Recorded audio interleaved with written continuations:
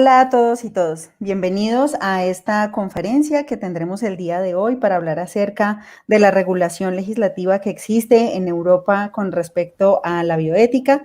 Para ello nos acompaña el día de hoy la maestra Aida Cos, quien es la coordinadora del Departamento de Apoyo a la Generación de Contenido de la Comisión Nacional de Bioética, con quienes nos hemos organizado para realizar esta actividad, y el doctor Manuel Jesús López Baroni del Observatorio de Bioética de la Universidad de Barcelona, a quien le agradezco su presencia el día de hoy.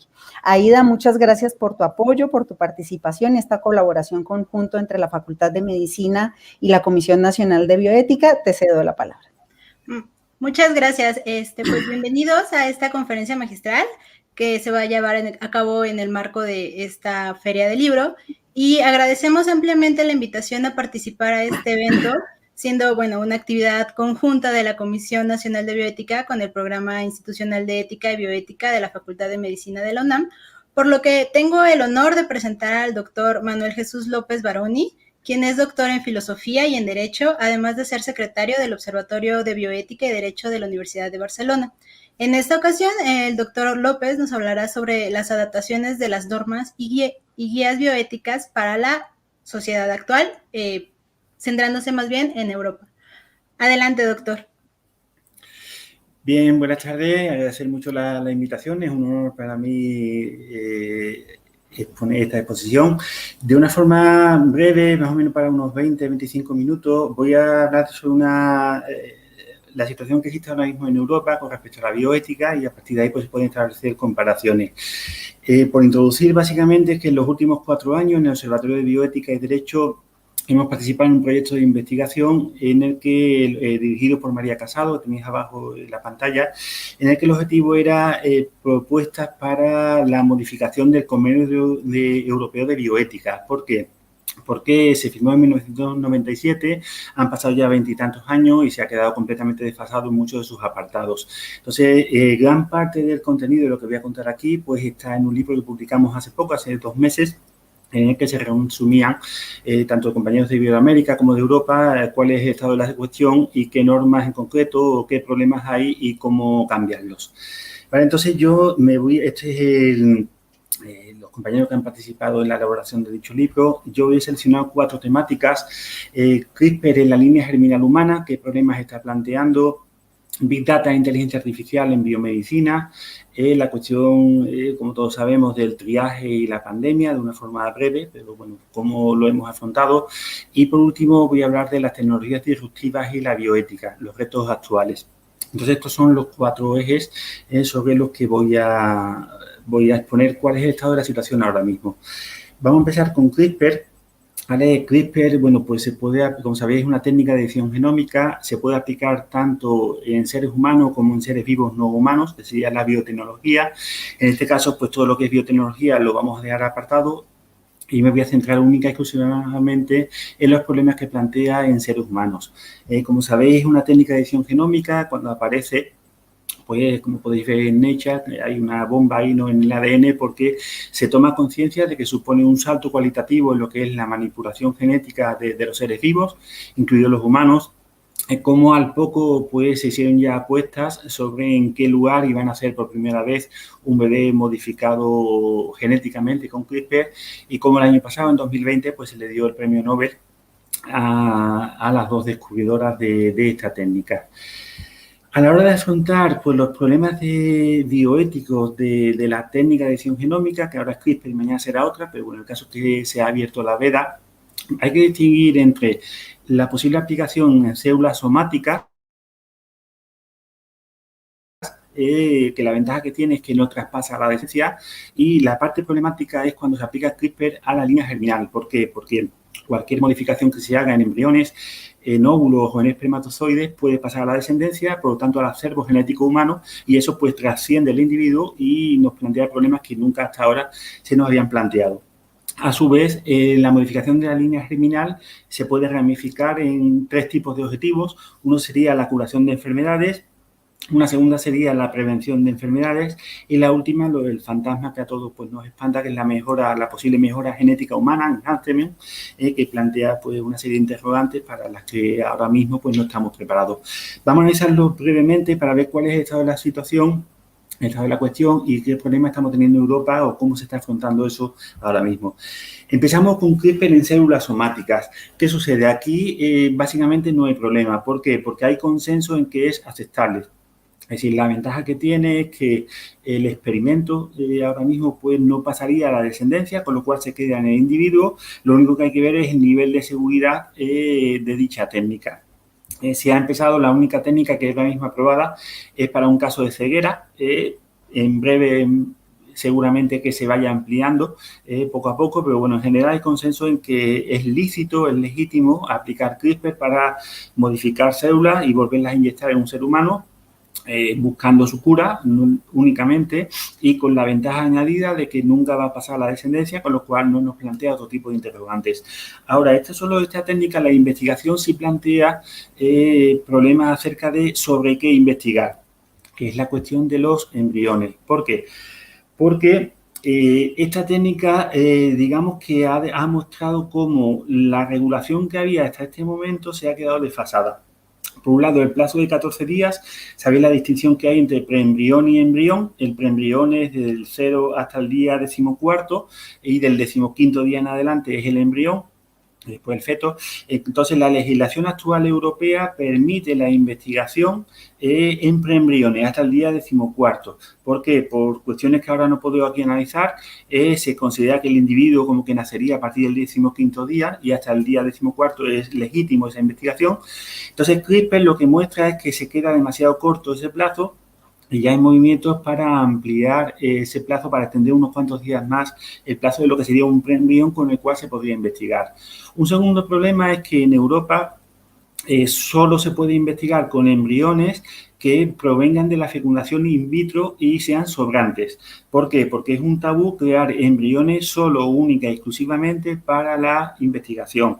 ¿Qué sucede? Que con CRISPR resulta que los embriones sobrantes de la fecundación in vitro pues están demasiado diferenciados y por lo tanto lo ideal sería utilizarlos solamente los primeros días. Consecuencia o efecto, que lo ideal es crear embriones únicas y exclusivamente para la investigación, justo lo que la normativa europea al día de hoy prohíbe. Y por último, es importante el tema de clarificar la distinción entre clonación terapéutica y reproductiva, porque en muchos países europeos se prohíbe la clonación total y absolutamente y hay una tensión fuerte acerca de qué dice la legislación europea al respecto.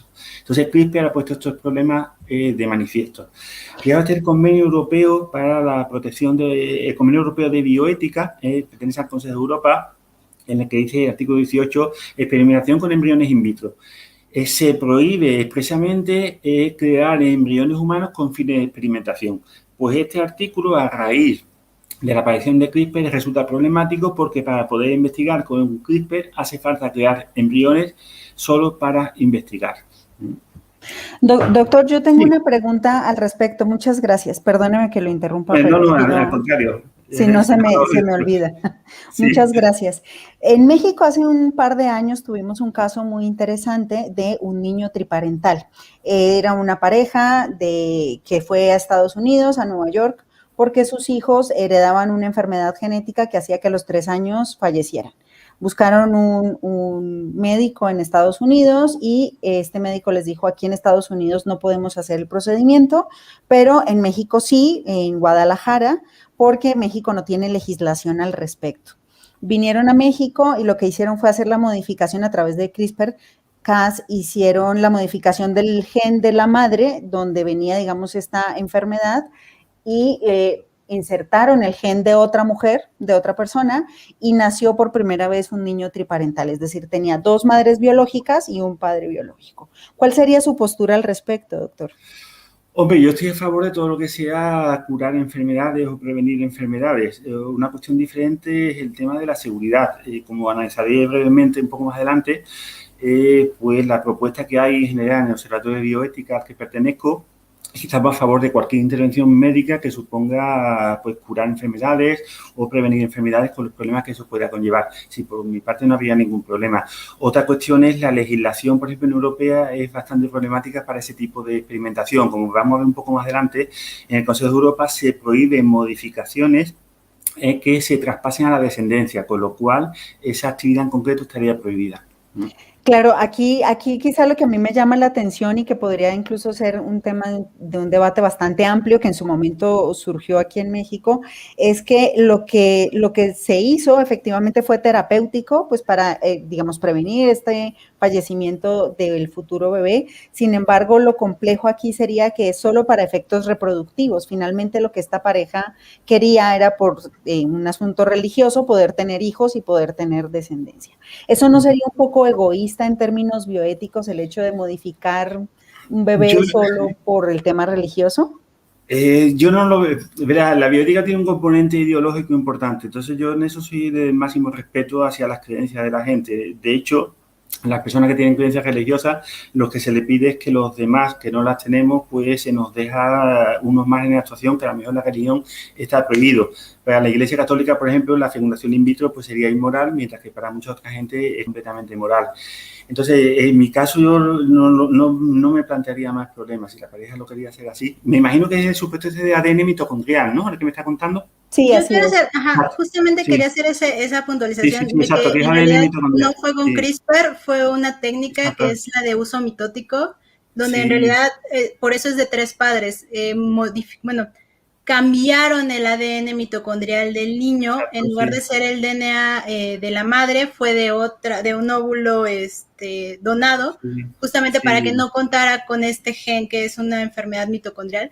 Y ahí hay como un tecnicismo en que en realidad no se va a transferir esta información hacia los hijos, porque bueno, sabemos que el ADN mitocondrial se transfiere por parte de la madre y el niño que nació pues era varón, bueno, es varón, y este DNA no se va a modificar. Y bueno, en realidad sí es completamente terapéutico, aunque sí estoy de acuerdo que a lo mejor en ciertas situaciones o para algunas personas, solo tener hijos que compartan nuestro material genético puede considerarse egoísta, pero sí hay que respetar como las creencias, ¿no? Muchas gracias. Vale, ahora comentaremos además un determinado artículo volveré sobre eso. Bien, fijaos, este artículo del protocolo es un añadido al Convenio Europeo de Bioética, entonces prohíbe la clonación. El problema que planteo este artículo es que dice se prohíbe toda intervención que tenga por finalidad crear un ser humano genéticamente idéntico a otro ser humano vivo o muerto. ¿Qué sucede? Que no especificó, porque entonces todavía no existía, es cierto, la distinción entre clonación terapéutica y clonación reproductiva. Y esa indefinición ha generado muchos problemas en Europa. ¿Por qué? Porque, como sabéis, Thomson descubrió el tema de las células madre de origen embrionario y era importante distinguir entre el clon que va a transferirse a la mujer, que es lo que en principio debe estar prohibido, y el clon con el que se investiga. Entonces, por ejemplo, George Bush en Estados Unidos y después Obama incluso limitaron mucho la creación, la financiación con fondos públicos de la clonación, de ambos tipos de clonación, la reproductiva y la terapéutica. Y en Europa hubo mucha discusión acerca de qué es lo que estaba realmente prohibido. Por ejemplo, el Parlamento Europeo en 2001 se pronunció en contra de ambos tipos de clonación, tanto la reproductiva como la terapéutica, lo cual limitaba mucho la investigación. ¿Qué sucede? Que la Carta de los Derechos Fundamentales de la Unión Europea, que se aprobó en 2004, más adelante prohibió, como podéis ver en el apartado D, única y exclusivamente la prohibición de la clonación reproductiva de los seres humanos, ¿vale? Con lo cual, indirectamente permitía la clonación terapéutica, que es la que permite la investigación. Entonces, esta función de clarificación de la normativa es muy importante. Por eso, por ejemplo, en el libro que os hemos comentado antes, hemos propuesto que se especifique, que se autorice expresamente la clonación terapéutica, porque es lo que permite la investigación. El segundo supuesto que vamos a ver ya es en la línea germinal, ¿vale? Y vamos a analizar aquí 3 casos. Primero, aplicación de CRISPR en la línea germinal por motivos terapéuticos, ¿vale? Fijaos, el Convenio Europeo de Bioética dice solo podrá efectuarse una intervención que tenga por objeto modificar el genoma humano siempre y cuando sea por motivos médicos y no se traslade a la descendencia. Por eso he hecho la precisión antes del ADN mitocondrial, porque en puridad, como esta modificación no se pasaría a la descendencia, en puridad sería legítima en Europa, sería legítima dentro del ámbito del convenio de Oviedo. ¿Qué ocurre? Que con CRISPR plantea verdaderos problemas. ¿Por qué? Porque CRISPR permite modificar el genoma humano para curar enfermedades y que pasen a la descendencia esa modificación, pero el convenio lo prohíbe. ¿Vale? Entonces hay una cierta tensión ahora y una presión para modificar ese apartado para que se permita por lo menos la modificación en casos de motivos terapéuticos, diagnósticos y demás. ¿Vale? Aquí tenéis diferentes artículos sobre esta cuestión de cómo debería cambiarse ese artículo para permitir al menos que en caso de curación de enfermedades se pueda modificar la línea germinal humana. Nosotros ya en el año 2016, en este documento, defendimos justo eso, que se debía cambiar el Convenio Europeo de Bioética en esta línea, porque de forma que se permitiera modificar la línea germinal humana, por lo menos al menos en aquellas enfermedades en las que se sepa que hay un único gen implicado. Se sepa que un único gen es el que causa una enfermedad y ese gen pues, se pueda silenciar, siempre y cuando sea seguro, porque al día de hoy es importante precisarlo, al día de hoy esa modificación no es suficientemente segura y todavía no se debe hacer. O sea, se defiende que se debe hacer cuando esa modificación sea segura. Al día de hoy no lo es.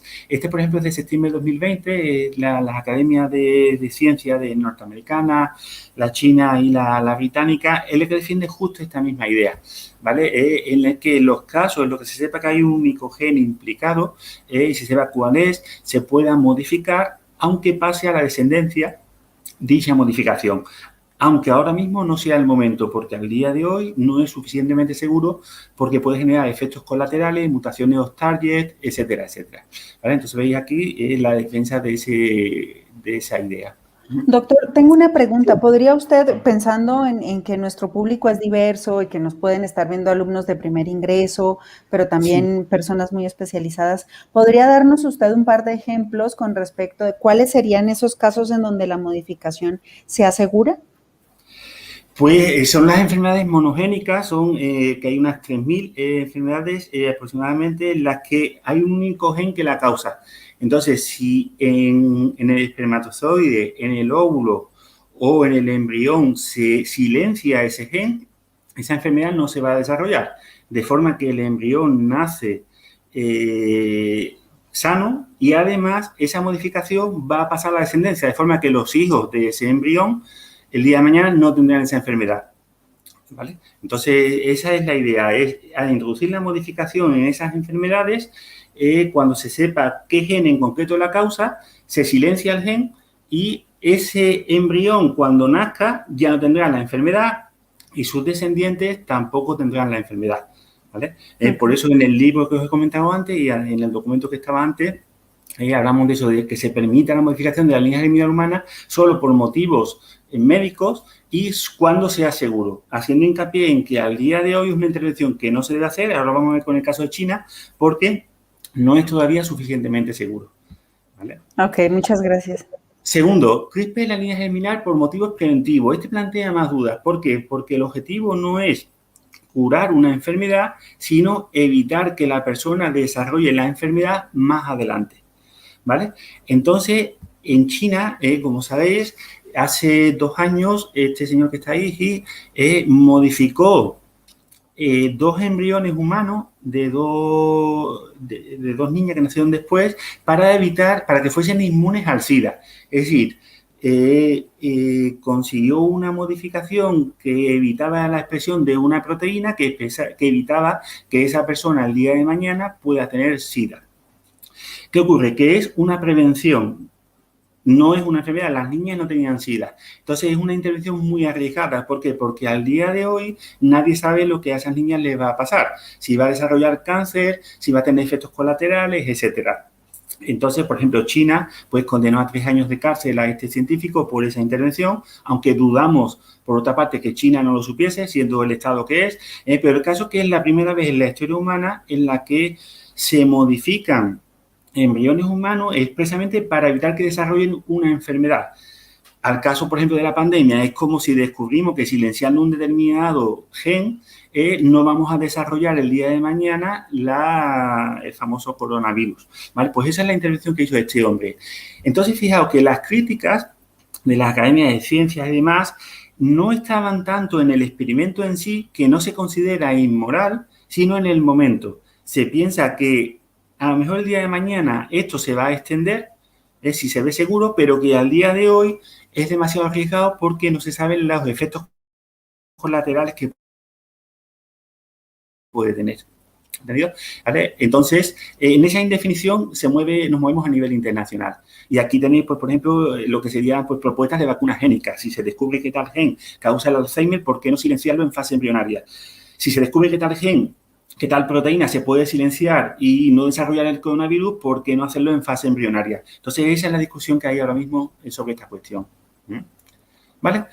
Tercera, la que plantea más problemas, es la que hay un rechazo prácticamente casi unánime, casi no unánime, es el fantasma de la modificación de la línea genética humana para la mejora genética de la especie humana, ¿vale? Que es lo que está prohibido, ¿vale? Hay un rechazo, pero hay, por ejemplo, un movimiento transhumanista de filosofía que considera que se debe hacer y, bueno, pues hay un montón de interrogantes a cuestión. Fijaos aquí, claro, se abre el abanico de posibilidades, ya no es curar a una persona, sino introducir en los embriones características que no sean propias de la especie humana. Por ejemplo, la posibilidad de distinguir la luz infrarroja, de degradar ciertas toxinas. Claro, ¿qué ocurre? Que los efectos colaterales son enormes, porque los genes no sabemos exactamente qué gen se correlaciona con qué enfermedad. Entonces, puede que quieras un niño con habilidades matemáticas y te salga pues con ese desarrollo de esquizofrenia, desarrollo de hipertensión, desarrollo de Parkinson y demás, porque no sabemos la correlación que hay entre los genes. Entonces, por un lado, se considera que es inmoral porque es introducir, jugar a experimentar con la especie humana y por otro lado, porque los efectos colaterales pueden ser enormes. Vale, entonces, esta, por ejemplo, la que está prohibida en la Carta de los Derechos de la Unión Europea, de una forma un tanto ambigua, porque este artículo es previo a la aparición de CRISPR, se prohíben las prácticas eugenésicas, en particular que tienen como finalidad la selección de las personas. Entonces, este es el artículo que ahora mismo en la Unión Europea prohibiría este tipo de prácticas. No es suficientemente explícito, porque se publicó antes de que apareciera esta técnica y lo ideal sería que se precisara aún más. Pero el problema que hay en derecho es que el derecho va por detrás de lo que es la realidad científica, va muy por detrás. Y ese es uno de los grandes problemas que tenemos.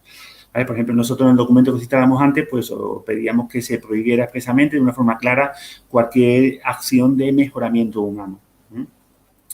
Doctor, por ejemplo, perdón, yo tengo una pregunta al respecto. Sí. A mí me conflictúa mucho la eugenesia, toda vez que todavía no hemos podido superar como la aceptación de nosotros mismos con la diversidad, digamos, étnica, cultural, genética, biológica, genérica, como la queramos llamar.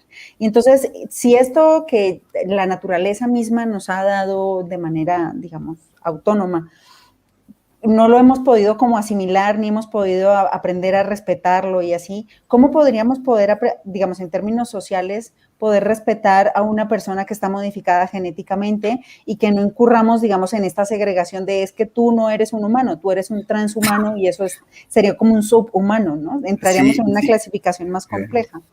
Si algún día sucede esto, que yo espero que no, el problema va a ser al contrario, que los subhumanos vamos a ser nosotros. ¿Sabes? Lo que pasa es que no puedo entrar aquí en profundidad porque necesitaría muchas horas para hablar de esto, porque hay un debate muy fuerte al respecto, porque los miedos están en que una minoría económica tenga la capacidad de modificarse a sí mismo y a sus hijos, de mejorarse con respecto a nosotros, y el problema es que los seres humanos seamos nosotros, es decir, porque son escenarios imprevisibles para los que carecemos de antecedentes. Entonces, ahora mismo todos son hipótesis y temores. ¿Sabes? La verdad es que es difícil evitar que esto vaya a suceder, pero nadie sabe además, si te pones a modificar la línea germinal humana, ¿qué puede pasar? Esa pregunta nadie tiene una respuesta ahora, ¿vale? Ni siquiera los científicos más avanzados saben qué podría pasar. Y la verdad es que removería todo lo que conocemos sobre los seres humanos, ¿no? Ya digo, Así es un es. tema muy interesante. Lo que pasa es que no podemos eso, necesitaría bastante tiempo para profundizar. Hay muchos textos además muy interesantes al respecto.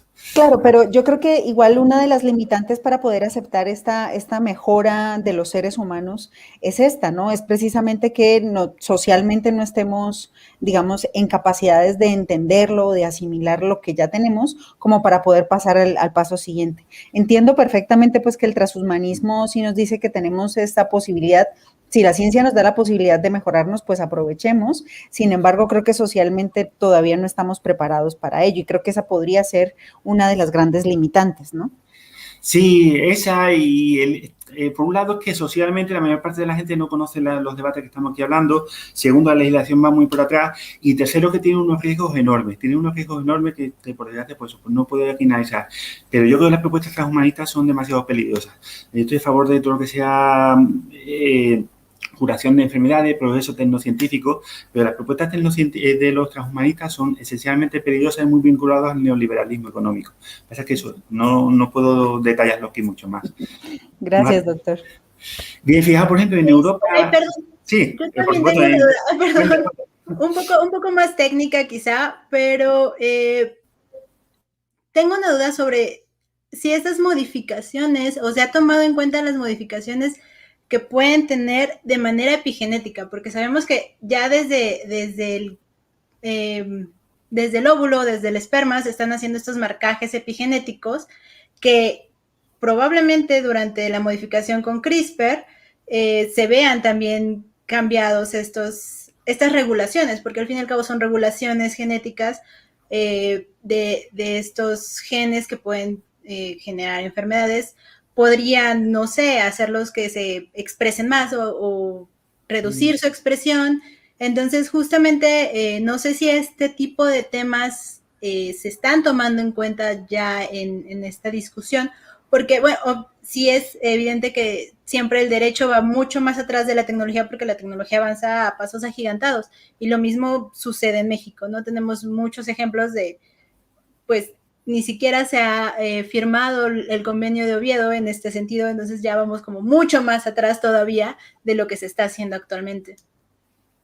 Sí, hay un fuerte debate entre el determinismo genético y la idea de que lo importante no son los genes, sino el entorno social, cultural y entre ellos la epigenética.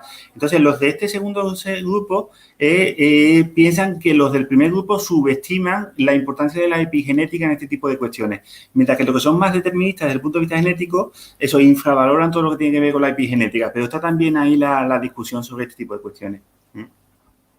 Perfecto, gracias.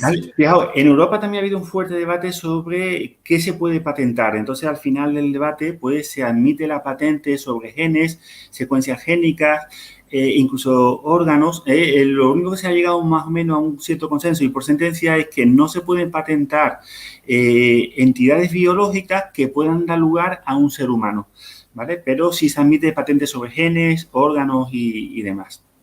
¿Vale? Hay dos sentencias importantes, son las que os he puesto ahí. ¿De acuerdo? Pues esto sería más o menos como un resumen del debate que hay en Europa sobre la cuestión de CRISPR, la línea germinal humana. ¿Alguna pregunta por ahí? ¿Aida, alguna cuestión? ¿Algún comentario que se ocurra antes de pasar a la segunda? Está bien así, muchas gracias. Sí, ¿Vale? gracias. Vale, la segunda área temática, de una forma muy breve también, es sobre inteligencia artificial y Big Data en biomedicina. ¿Por qué? Porque los avances en todo lo que tiene que ver inteligencia artificial están afectando a todos los campos del conocimiento, entre ellos al sector sanitario. ¿Avances que puede haber? Pues obviamente en sanidad la inteligencia artificial pues, puede ser una gran ayuda. Aquí tenéis, por ejemplo, el informe de la Comisión Europea sobre cómo la voz puede ayudar a diagnosticar paradas cardíacas, cómo se puede diagnosticar esquizofrenia mediante el uso de la inteligencia artificial, cómo también durante la COVID se ha empleado la inteligencia artificial, aunque ha habido muchos fallos también, pero para identificar posibles positivos, sus contactos y demás, es decir, cómo la inteligencia artificial y el manejo de grandes cantidades de datos son de una ayuda enorme para la biomedicina, ¿vale? ¿Qué sucede? Que al mismo tiempo plantea un montón de problemas en lo que tiene que ver sobre intimidad, sobre sobre discriminación, sesgos y demás. En Europa hace poco se publicó un reglamento muy importante, el Reglamento de Protección de Datos de la Unión Europea, que trataba de poner un poco de coto a todo este tipo de cuestión. Resumiendo de una forma rápida, pues se considera que un dato es prácticamente todo, incluida los datos genéticos, la dotación genética de un ser humano, con lo cual necesitan una protección añadida y un régimen de protección reforzada para evitar sesgos, discriminación, agresión a la intimidad, etcétera. Entonces, este reglamento tiene bastante importancia, afecta a toda la Unión Europea, entonces trata de proteger lo que es el dato genético, todo tipo de datos de los seres humanos, que cuando utilizamos internet, móviles y demás, pero en especial lo que nos interesa a nosotros es la cuestión genética.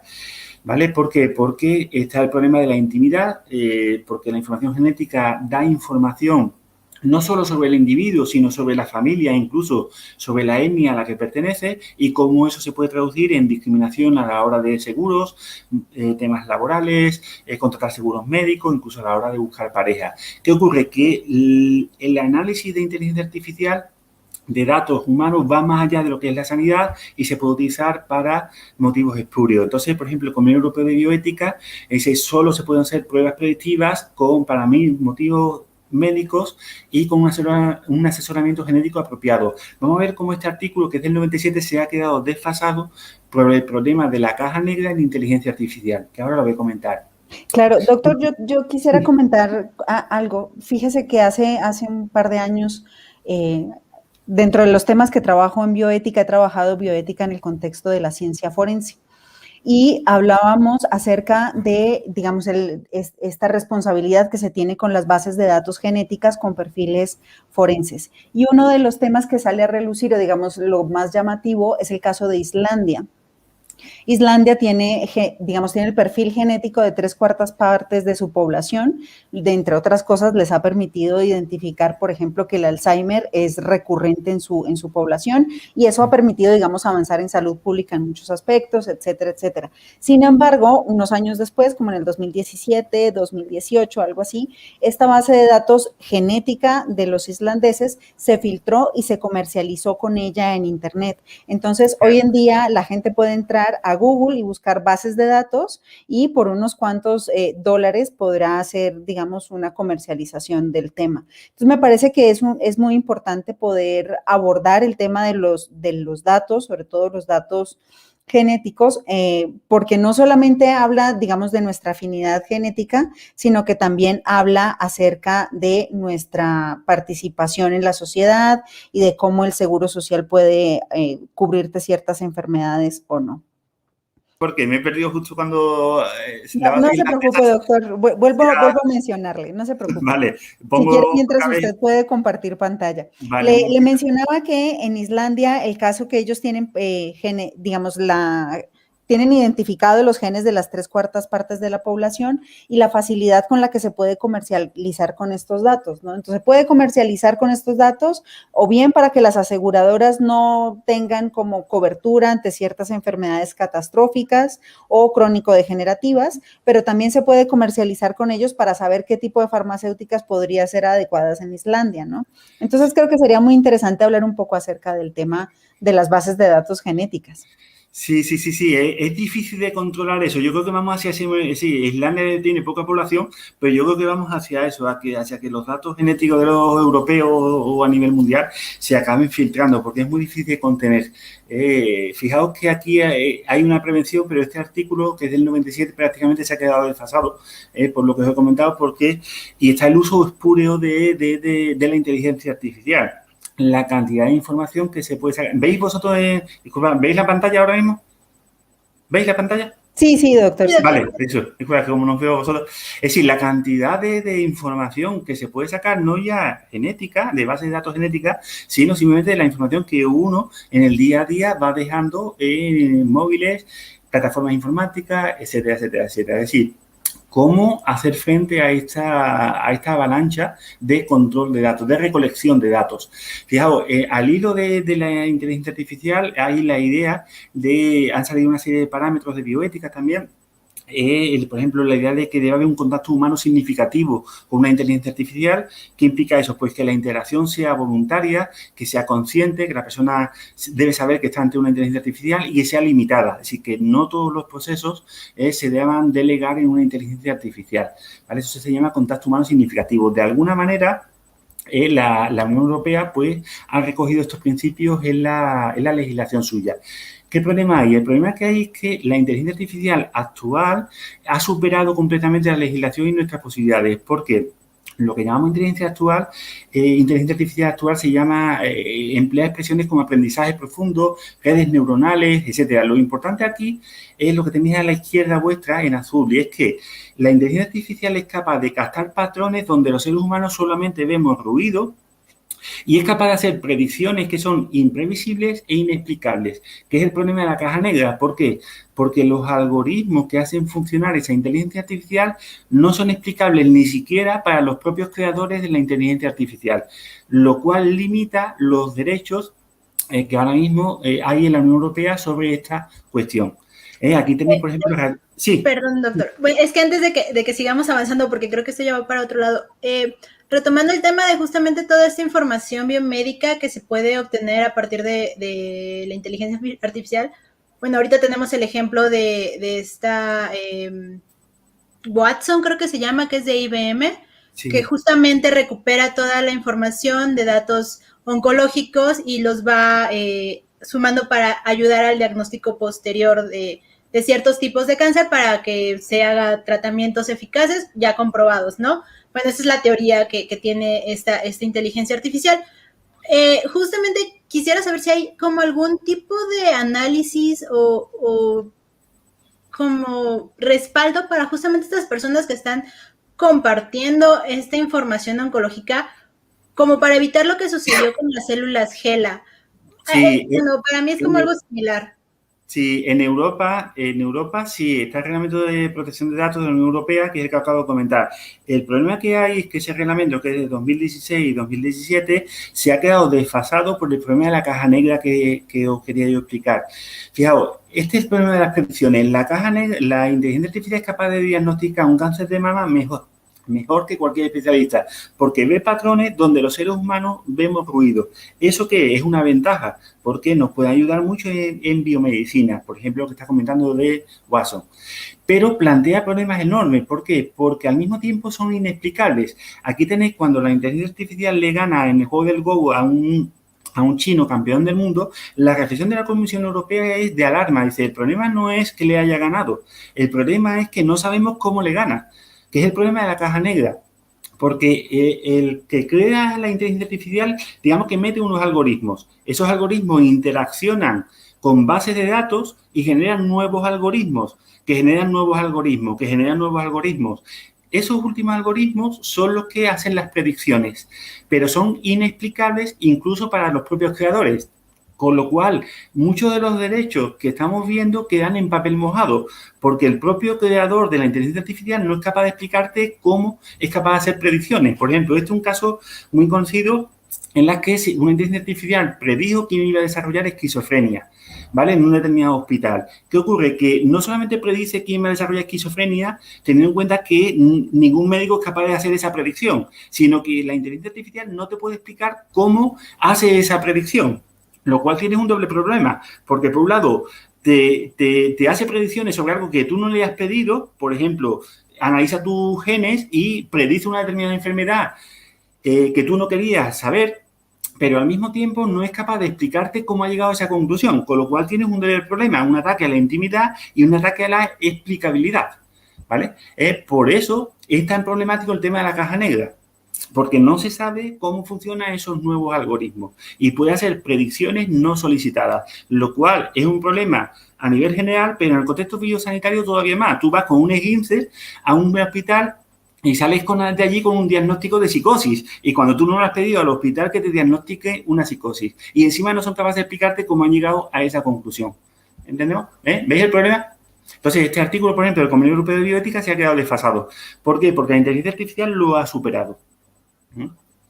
Entonces, Claro, por ejemplo, perdón, doctor, sí, también cuéntame. tenemos este caso que se dio es muy reciente, el caso de la inteligencia artificial que es capaz de predecir, creo que es la estructura molecular o la estructura de ciertas Sí, moléculas a futuro. salió, ayer o antes de ayer salió, ¿no? ¿Te refieres a esa noticia? Exactamente, que Sí. digamos ya pudo hacer como todo el análisis y el aprendizaje de las moléculas que la humanidad ya hizo, pero además está prediciendo de aquí a 100 años y es como, si nosotros mismos no podemos explicarnos a ciencia cierta cómo funciona el cerebro, ¿cómo vamos a poder confiar en una inteligencia artificial que hemos creado nosotros, ¿no? Y que tampoco podemos explicar, exacto. Por ejemplo, estos derechos que tenéis ahí, el derecho a la transparencia, el programar una guía comprensible, que sea comprensible para nosotros y que sea reversible, y que las decisiones que tome sean reversibles desde el punto de vista de los seres humanos. Esto, por ejemplo, está en la legislación europea, en el Reglamento de Protección de Datos de la Unión Europea que os acabo de comentar. ¿Qué problema hay? Que con la caja negra se han quedado en papel mojado. ¿Vale? Se han quedado en papel mojado. ¿Por qué?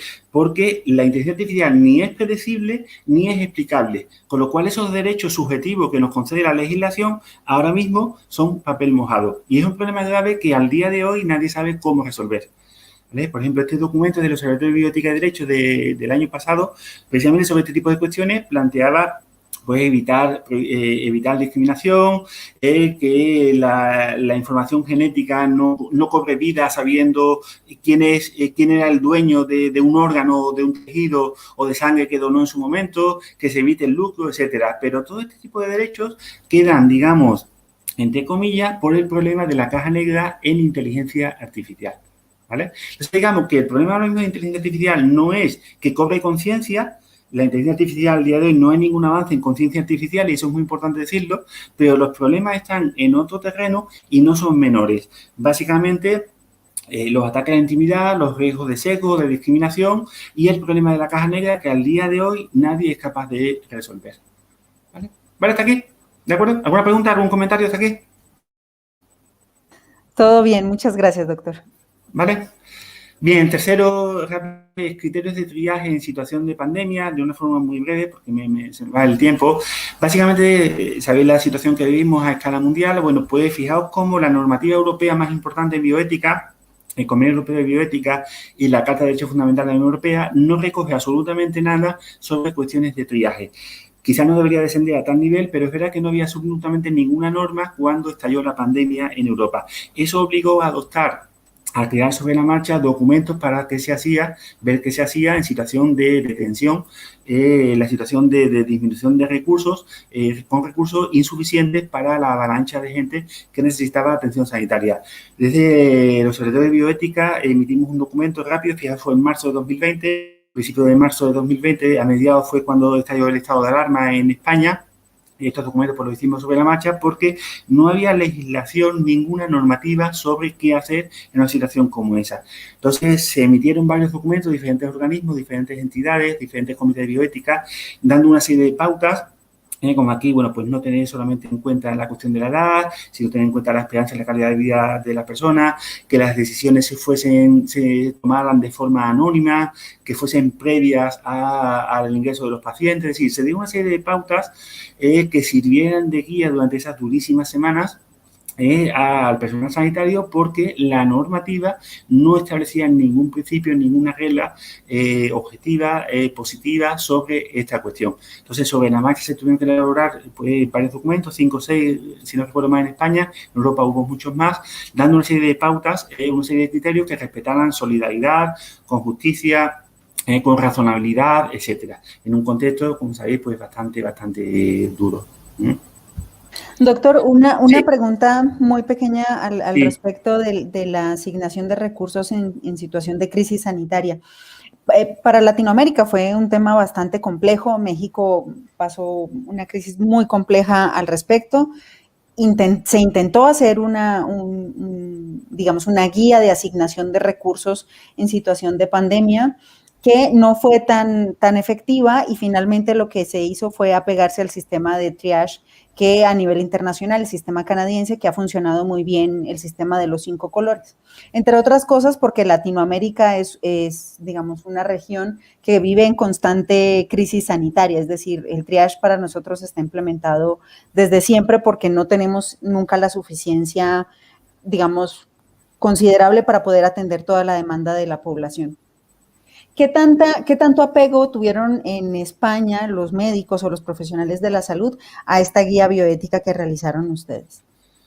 Pues hubo gente que le siguió, verá, hubo divisiones con marcado carácter ideológico, como son estas cosas. Entonces hubo como un documento para gente que era más católica, otro documento para gente que era más laicista, otro documento que era...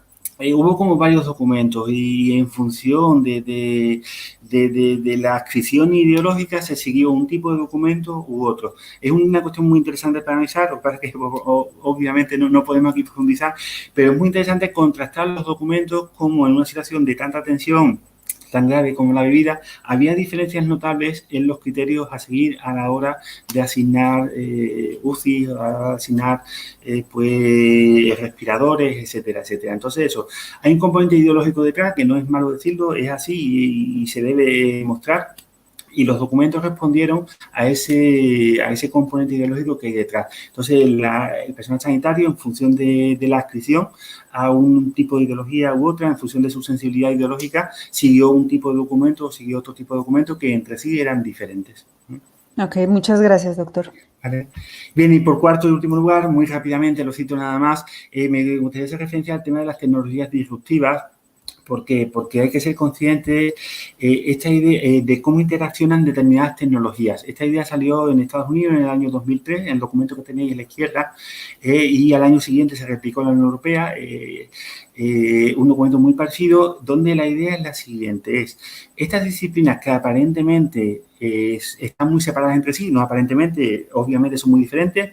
Inteligencia artificial trata con materia no vida, la nanotecnología trata con materia a nivel molecular, la biotecnología trata con materia vida pero no humana, etcétera. Sin embargo, es muy importante ver cómo interaccionan entre sí, ¿vale? La cuestión es cómo estas tecnologías interaccionan entre sí, se retroalimentan, de forma que los avances en una repercuten en los avances en las demás. Y es todo un reto seguirles la pista para ver cómo los avances, qué consecuencias éticas tienen y tratar de ofrecer una legislación que acompase el ritmo de avances de estas tecnologías. Obviamente no voy a comentar nada, pero para que veáis cómo hay una interrelación entre ellas sobre el tipo de objeto de investigación, genes, nucleótidos, átomos, bit, información, neuronas, etcétera, y cómo cada una presenta problemas específicos, tiene esperanzas específicas y miedos específicos. Cómo hay proyectos de investigación específicos para cada uno, pero a mí lo que me interesa resaltar es cómo estas tecnologías hay que verlas como un todo, hay que verlas como están interrelacionadas y cómo los avances en una repercuten en la otra. Y es todo un reto para la bioética contemporánea seguirles el paso, ser capaces de adelantarse a los problemas éticos o sociales que plantea y ofrecer una normativa que acompase el ritmo de avance de estas tecnologías. Yo creo que uno de los grandes retos ahora mismo en bioética está en esto, en seguirle ritmo a este tipo de tecnologías. Por último, me gustaría hacer referencia cómo en el libro planteamos la cuestión de cómo el Estado-Nación se ha quedado desfasado. Entonces, la normativa debe ser a nivel regional, por regional entiendo, por ejemplo, Europa o Iberoamérica, cómo debemos evitar el turismo bioético, que lo que esté prohibido en un país se puede hacer en otro país cogiendo un avión, cómo debe haber normas universales por lo menos en el campo occidental, porque los avances superan el marco del Estado-Nación y como, por ejemplo, en el libro que os comentaba al principio, una de vuestras compañeras de Argentina, pues analizaba precisamente eso, el impacto del Convenio Europeo de Bioética en Argentina a la luz de la jurisprudencia de la Corte Interamericana de Derechos Humanos. Creo que debemos avanzar justo hacia eso, hacia crear campos, normas generales que superen el marco del Estado-Nación, porque las tecnologías que estamos comentando las han superado completamente. Y nada más, pues muchísimas gracias por la atención. Ahora, bueno, pues cualquier pregunta, cualquier comentario que vosotros queráis hacer.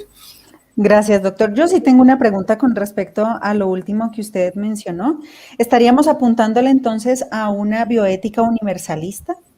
Sí, yo creo que los retos que plantea la edición genómica, la modificación de las especies no humanas, insectos, mamíferos, la inteligencia artificial, eso hay que afrontarlo con normas universales y el marco de Estado-Nación es demasiado pequeño para ese tipo de retos. Está completamente desfasado. Si a nivel regional, a nivel europeo, nos estamos quedando atrás, imaginemos a nivel nacional. Entonces, para hacer frente a esto, a estas avalanchas de tecnología, de avances, de inquietudes, de interrogantes, lo ideal serían normas de ámbito regional, entiéndase por regional, ámbito interamericano, ámbito europeo o ámbito occidental. Claro, a mí lo que me cuestionaría de reflexionar una bioética en ese sentido, me parece muy llamativa la propuesta, la verdad. Siempre me ha parecido que así debería ser, pues porque finalmente somos seres humanos. Pero hay ciertas cosas que la bioética reflexiona desde la particularidad de ciertas, no sé, de ciertas etnias, de cierto respeto por ciertas creencias, como lo hablábamos hace un segundo. Y entonces esto que, digamos, podría escaparse a la universalidad o incluso más bien la universalidad debería atender a la inclusión de esas particularidades de ciertas características poblacionales. Yo creo que no es incompatible, al contrario, yo creo que un marco general de mínimos para todo el mundo es compatible con el respeto a la pluralidad de etnias, diversidad de ideologías y demás.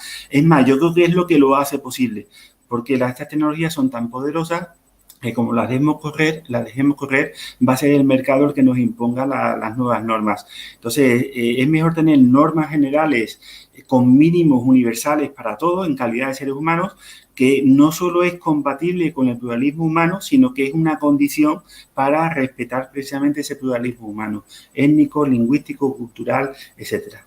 Sí, socioeconómico, de diversidad genérica, etcétera, etcétera, ¿no? Aida, no sé si tú tengas algún comentario o alguna pregunta. Sí, o sea, bueno, ya es como un poquito más político el asunto quizá, pero sí tengo la duda de cómo es posible este acercamiento que tienen ustedes para que los tomadores de decisiones realmente se sientan involucrados para que estos cambios en las normativas, en las legislaciones, en las guías sean como más posibles, o sea, sean posibles en esta área, porque bueno, claro, o sea, nosotros podemos hablar, tener estas pláticas teóricas, explicar cuáles son los dilemas, pero más bien es involucrar a aquellos que tienen esta voz y voto para llevarlo a un campo más aplicativo. Es problemático, pero algo se consigue. Digamos que me encantaría analizar la cuestión en Europa porque es muy compleja y veríais la cantidad de contradicciones que hay, enorme las cantidades de contradicciones, de carencias, de lagunas que hay, pero algo se consigue, ¿sabes? Aunque sea un 5% de lo que se propone, merece la pena pelear por ese 5%, aunque sea muy poco, aunque sea muy difícil, pero merece la pena pelear porque realmente estas tecnologías pueden cambiar pues la historia humana, porque son demasiado poderosas, porque afectan a la genética, a nivel molecular, afectan a unos niveles desconocidos hasta este momento. Entonces yo creo que es un reto conseguir encauzarlas. Y aunque sea muy difícil, aunque el resultado sea muy bajo, aún así merece la pena por hacerlo, porque nos jugamos realmente mucho con ello. Yo creo que el marco del Estado-Nación es demasiado reducido para algo así. Entonces, pues va de abajo arriba. De hecho, era en Barcelona, en el Observatorio de Bioética, colabora con nosotros mucha gente de Iberoamérica y algo consiguen también. Es decir, poco a poco, peleando cada uno en su ámbito territorial, consiguen normas generales, uniformidad, etcétera, etcétera. Algo se va consiguiendo. Sí, claro, a mí me parece que es muy importante lo que menciona Ida, porque muchas veces sí puede haber una conciencia bioética probablemente en la población, sí puede haber una conciencia bioética en los científicos, pero ¿qué tan probable podría ser que los tomadores de decisiones tengan este tipo de conciencia o puedan apropiarse de la conciencia bioética de este tipo de políticas públicas, ¿no? Sí, es proponer normas. Por ejemplo, el proyecto que hemos hecho es un proyecto financiado por el Ministerio en el que hemos propuesto cambios para el Convenio Europeo de Bioética. Es muy ambicioso lo que proponemos y posiblemente no se lleve a cabo, es lo razonable, pero nosotros está ahí y algo se puede ir consiguiendo porque tenemos conexiones también en Italia, tenemos conexiones en otros países y de alguna manera de presión de abajo hacia arriba algo se consigue. De hecho, hay datos objetivos para decir algo así. Poco, pero algo sí se puede ir consiguiendo. Okay.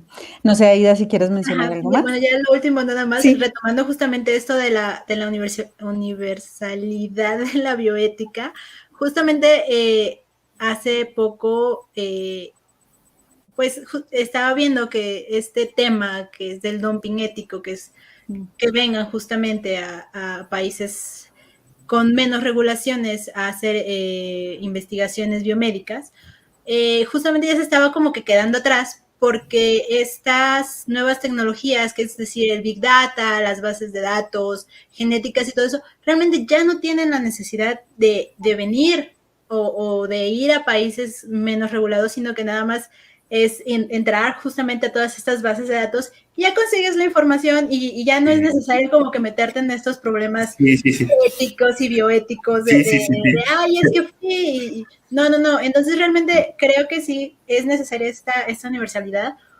para que entre todos, como países más desarrollados, en vías de desarrollo, se tomen en cuenta estos temas, que ya no es que vengan los científicos, sino que la información se escapa o se va de los países en desarrollo hacia otros lados, y ya no existe este dilema de dumping en realidad, sino ya o quizá más bien como cambiarlo, esta definición, perdón por Para abusar de la población ya no hace falta ir a las poblaciones. Se puede hacer desde un despacho situado en cualquier parte del mundo, accediendo a sus bases de datos, accediendo a su información genética, etcétera, etcétera. Por eso creo que es tan importante que haya un mínimo universal de carácter regional, que haya, por ejemplo, un convenio iberoamericano de bioética, que haya un convenio europeo de bioética, por lo menos que haya un mínimo universal para todos los países, tanto los que tienen más avances científicos como los que tienen menos, pero que haya unas reglas mínimas comunes, porque si no, es ponerle verjas al campo. Si no, es muy fácil eso, pues abusar, utilizar la información genética de los demás, experimentar, hacer experimentos prohibidos, etcétera, etcétera. Personalmente creo que es muy importante esa idea de que haya convenios de ámbito regional con mínimos obligatorios para los países miembros de ese ámbito regional. Claro, y sumando un poco a lo que acaban de mencionar, no solamente en investigación, sino en la práctica clínica también, ciertas personas que, no me puedo hacer este tratamiento aquí, ok, voy a tal otra parte y entonces allá sí me lo puedo hacer, ¿no? Que también sería muy importante que no existiera esta flexibilidad, sino que efectivamente hubiera un respeto por los seres humanos. El tema de la maternidad subrogada no lo he podido tocar, como tantas cosas que no he podido tocar, pero es muy interesante la cuestión del turismo bioético, como si prohíbes algo en un sitio, coges un avión, te vas fuera, lo haces y vuelves otra vez a tu país. Entonces, como no tengas normas regionales, universales, es muy difícil evitar determinado tipo de experimentos, determinado tipo de prácticas. Claro, sí, sin duda. Pues bueno, no sé si quieren agregar algo más ya para cerrar nuestra sesión el día de hoy. No, sería todo. Muchas gracias. Vale, pues doctor Manuel, muchísimas gracias por estar con nosotros en la Facultad de Medicina, en la sexta Feria del Libro de Ciencias de la Salud de la Facultad de Medicina y de la UNAM. A Ida y a la Conbioética, muchas gracias por esta alianza. Muchísimas gracias a vosotros, muchísimas gracias por la invitación. Gracias. Y a los asistentes les invitamos a seguir con las actividades de la sexta Feria del Libro de Ciencias de la Salud. Estamos a sus órdenes y muchas gracias a todos y todas por su asistencia. Vale.